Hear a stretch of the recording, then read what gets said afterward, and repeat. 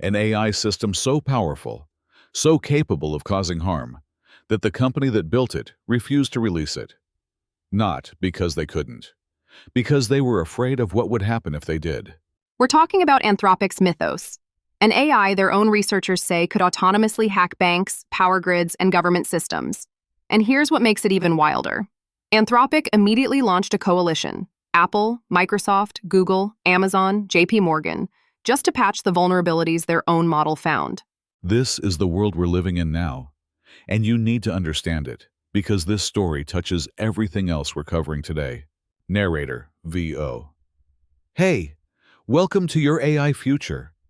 The AI revolution isn't coming, it's here, and it's moving fast. But here's the good news. You don't have to figure it out alone. Every episode, we break down exactly what's changing, how it hits your career and your daily life, and the real steps you can take right now to stay ahead. This transition leads to abundance, and we're going to help you get there. Let's go. Welcome to your iFuture. All right, Sarah. Mythos. The Bank of England's governor said Anthropic may have found a way to unlock the entire cyber risk landscape. That is not a sentence you expect from a central banker. And it's not hyperbole. Mythos autonomously identified exploitable vulnerabilities in systems governing banks, power grids, and government networks. Anthropic's response was Project Glasswing, an AI-powered cyber defense initiative pulling in Apple, Microsoft, Google, Amazon, and JP Morgan, essentially using AI to patch the holes that another AI found. Meanwhile, OpenAI released GPT 5.5, codenamed Spud, on April 23rd. The AI Security Institute scored it at 71.4% on expert-level cyber tasks and called it maybe the strongest model we have tested. And OpenAI spun out a specialized variant, GPT 5.5 Cyber, released to vetted cybersecurity professionals only under something called the Trusted Access for Cyber program. So in the same month, one lab says their model is too dangerous to release, another releases a model specifically built for hacking, under controls. And regulators? The U.S. Commerce Department announced safety testing agreements with Google, Microsoft, and xAI, and then silently deleted the announcement from their website. The URL returns a 404. Someone in the administration got cold feet. And that is the regulatory moment we're in. The White House wants federal preemption of state AI laws. Essentially, only we get to regulate this. Colorado's AI anti-discrimination law just got blocked in federal court via a joint lawsuit from xAI and the Department of Justice. States are fighting back with 20-plus California AI laws live as of January, and Texas's own framework in the mix. The EU reached a political deal on the AI Act Omnibus last week, May 7th. They extended high-risk AI system deadlines from August 2026 to December 2027. But the August 2nd transparency obligations, those stand. Watermarking, chatbot disclosure, emotion recognition rules. U.S. companies with EU users need to be ready in 11 weeks. The regulatory map is being redrawn in real time. The only certainty is that doing nothing is not a strategy. Let's talk about something that felt like science fiction 2 years ago and is now a manufacturing reality. Figure AI went from 1 robot per day to 1 robot per hour. That is a 24x production increase in under 4 months. Over 350 Figure 03 units already built, valued at $39 billion, backed by Microsoft, OpenAI, NVIDIA, and Jeff Bezos. 1X Technologies just opened America's first vertically integrated humanoid robot factory, 58,000 square feet in Hayward, California.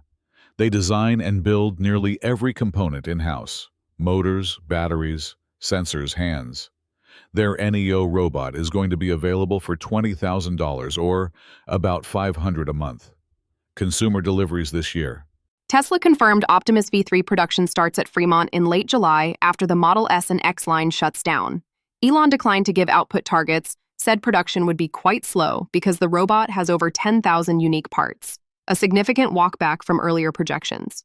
But the second, larger factory at Gigafactory Texas, targeting 10 million units a year, is expected around summer 2027. The AI powering these robots is advancing just as fast. Google, DeepMind, launched Gemini Robotics ER 1.6, a dual model architecture. One model handles real-time physical actions. Another handles spatial reasoning. Boston Dynamics is already integrating this into Atlas for industrial deployments. And the capital is following the conviction. Global robotics VC funding hit $27.6 billion in 2025, up 101% year over year. Defense robotics is pulling the biggest valuations. Anduril closed at $60 billion in March. Saronic raised $1.75 billion for autonomous shipbuilding the same month. Bessemer is predicting the first $50 billion robotics IPOs coming out of this category. This is no longer a startup dream. This is industrial infrastructure being built at scale. Let's bring it to the business floor, because there is a massive gap between what companies say about AI and what they're actually doing. Deloitte surveyed over 3,200 C-suite leaders across 24 countries. Workforce AI access jumped 50% in a single year. Now, around 60% of workers have access. But only 34% are using AI to deeply transform their business. Double from last year, but still a third. And the consequences of not being in that 34% are escalating. AI was cited as the #1 reason for layoffs for the second straight month. 26% of April's job cuts, over 21,000 positions, explicitly attributed to AI. Total April cuts rose 38% from March. Professional and business services, white-collar sectors, saw 150,000 more layoffs year over year. Here's the nuance that CNN's analysis captures well. It's not that entire jobs are disappearing. AI is automating specific task components within jobs. McKinsey estimates 57% of work activities could be automated. But those span across roles, not within single job descriptions. One company in the dataset reported a 600% jump in internal AI usage in just 3 months, and did it with a smaller team. BCG's framing is actually the hopeful counterweight here. Their projection, 170 million new jobs created globally by 2030, 92 million displaced. Net positive of 78 million jobs. The fastest growing roles? AI product managers, ML platform engineers, governance leads, domain data scientists. These are not titles for people who already have them. They're for people with domain expertise who added AI literacy. And Deloitte's finding on the skills gap. That's the #1 barrier to AI integration. Most companies are responding with fluency training, rather than actually redesigning how work gets done. 84% have not redesigned jobs around AI capabilities. That gap is both the risk and the opportunity, depending on which side you're on. Let's talk about something that genuinely excites me, because the longevity science is moving faster than most people realize. Mount Sinai published in Cell Stem Cell this week.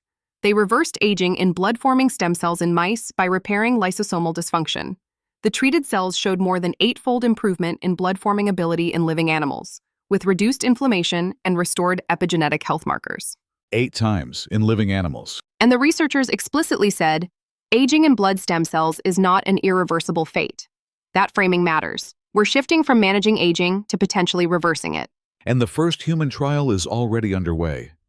Life Biosciences received FDA clearance earlier this year for ER100, the world's first phase 1 trial of a partial epigenetic reprogramming therapy targeting age-related optic neuropathies. They closed an $80 million Series D in April to fund it. The NYT magazine did a deep feature on Altos Labs, the $3 billion cellular rejuvenation company, and the science on kidney, heart, and liver rejuvenation is further along than most people know. And at the clinical scale, UT Health San Antonio launched the Vital H trial, one of the largest human longevity studies ever. $38 million from ARPA-H, 700 to 1,000 participants aged 60 to 65, testing rapamycin, semaglutide, and dapagliflozin together against biological aging markers. Aura Rings, 3-year study. And the NPR investigation on NAD+ is actually a gift in this context. A grounding piece, saying the supplement marketing is way ahead of the human evidence. Promising results in specific groups, prediabetes, early Parkinson's, but the big trials haven't replicated the dramatic animal study effects. And IV NAD+ infusions are relatively inefficient at raising cellular levels, with side effects. The same discernment that serves you with AI tools applies to longevity interventions. Follow the peer-reviewed clinical data, not the supplement stack influencers. GPT 5.5. Instant. is now the default ChatGPT model for all users. Reduced hallucinations in law, medicine, and finance. 81.2 on the AIME math benchmark, and it can now reference your past conversations, files, and Gmail for personalized answers. Google I/O is Monday, 2 days from now. They already dropped a massive April recap.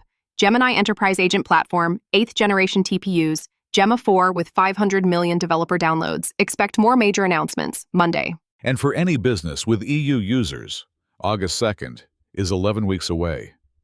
EU AI Act transparency obligations go live.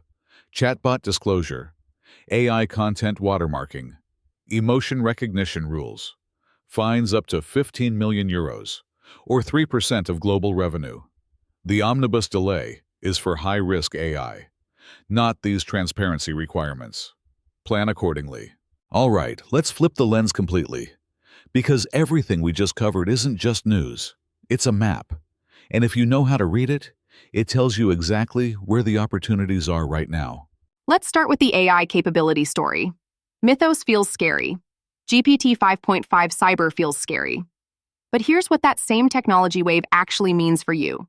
The tools available to a small business owner or an individual professional in May 2026 are more capable than what Fortune 500 companies had access to 2 years ago, for a fraction of the cost. If you're a business owner and you haven't sat down and systematically mapped your workflows against what AI can now do, that is your biggest competitive risk. Not robots, not regulation. The business down the street that spends one afternoon doing what you've been putting off. Practically, GPT 5.5 with memory and Gmail integration means your AI assistant now knows your context. It can draft client proposals that reference past conversation notes. It can flag regulatory changes relevant to your specific industry. If you're a service business, law, accounting, consulting, marketing, you now have a junior analyst available at all hours that actually remembers what you worked on last week. The robot story is a 5-year story, but the window to get ahead starts now. $500 a month for a humanoid robot capable of household and service tasks is a consumer product, not a factory toy. If you're in senior care, facility management, hospitality, logistics, property management, start paying attention. The businesses that trial early and figure out the integration challenges first will have a meaningful lead when scale kicks in. For individual professionals, the Deloitte data is actually your playbook. 84% of companies have not redesigned jobs around AI capabilities. That means there is a massive gap between what AI can do and how most workplaces are actually structured. The person who bridges that gap in their organization, who maps the team's workflows, identifies what AI should handle, and champions the redesign, that person becomes indispensable. And that is not a technical job. That is a judgment job. You do not need to write code. You need to understand what AI is good at, what it gets wrong, and how to orchestrate it alongside people. That's a skill you can develop starting today. The BCG projection of 78 million net new jobs by 2030 is real, but it's not automatic. Those jobs go to people who developed domain expertise plus AI literacy. A nurse who understands AI health diagnostics. A lawyer who can work with AI contract review. A logistics manager who can coordinate AI systems and humanoid robots.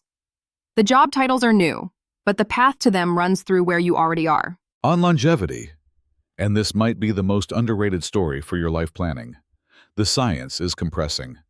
The first human epigenetic reprogramming trial is running right now. Vital H is enrolling. Altos Labs is doing kidney and liver rejuvenation research. This is not 50 years away. The practical implication: your career runway may be longer than you planned for. Staying sharp, staying healthy, staying adaptable, these aren't soft goals, they're strategic. The NAD Plus Reality Check is a template for navigating all of this. Separate what the clinical data says from what's being marketed to you. That discipline applies to AI tools, to longevity supplements, to business software. Ask, what's the evidence? Who tested it? What did the trial actually show? That question alone puts you ahead of most. And on regulation, here's the call to action for every business. If you have EU users or customers, August 2nd is real. It's close, and the omnibus delay does not cover you on transparency rules. Get your chatbot disclosure sorted. Understand your watermarking obligations. That's a 1-week project if you start this week. For US based businesses, build your AI governance documentation now. What tools are you using? What decisions do they influence? How are you overseeing them? That documentation protects you in any regulatory environment, federal preemption, state patchwork, or whatever comes next. It also signals to clients and partners that you're operating responsibly. The big picture here is this. The 34% of companies that are deeply transforming with AI, they're not doing something magic. They did the uncomfortable work of redesigning how they operate, rather than just bolting AI onto existing processes. You can do that at any size. A 5-person firm can be in the 34%. A solo consultant can be in the 34%. The tools are here. The playbook is visible. The only variable is whether you decide to engage with it or wait for someone else to figure it out first. That's the map. That's your AI future. Narrator, VO. Look, this change is real, and it's not slowing down. But you showed up, you're paying attention, and that puts you ahead of most people already. If this episode helped you, do me a favor. Hit subscribe, ring that bell, and share this with someone you care about. Because the more people who prepare for this, the better we all come out on the other side. Abundance is where this ends. Let's get there together. This is your AI future.